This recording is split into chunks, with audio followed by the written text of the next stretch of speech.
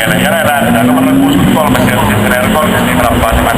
Eivät vaan ne 8 numerolla Jani Välimäki. Sieltä se näyttää Jani Välimäki. Menee kärjessä. Mikä se on sitten Janin takana tilanne siellä taitaa mennä. Katsotaan. Jani Välimäki on kuitenkin kärjessä. Se on sitten selvää juttua tässä vaiheessa. Ja siellä sitten taistelijat on Joni Pakko. 2 paikkaa.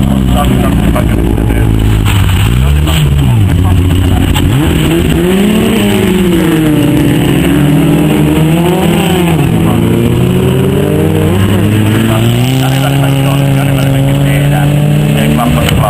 Jani takana sitten on Urjaakin vääntää. Jonni Pakko tällä hetkellä kakkosena. Jonni takana tulee sitten numerolla 74 tällä hetkellä Tessi Koskinen.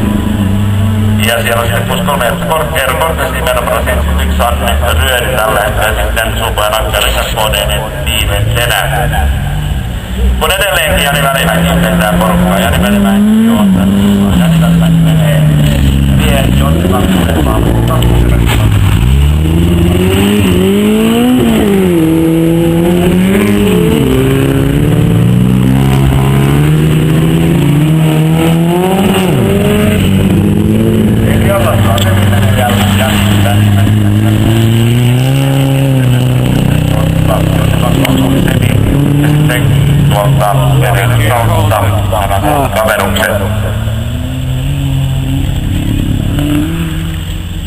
Näin se toimii. Sitten maalille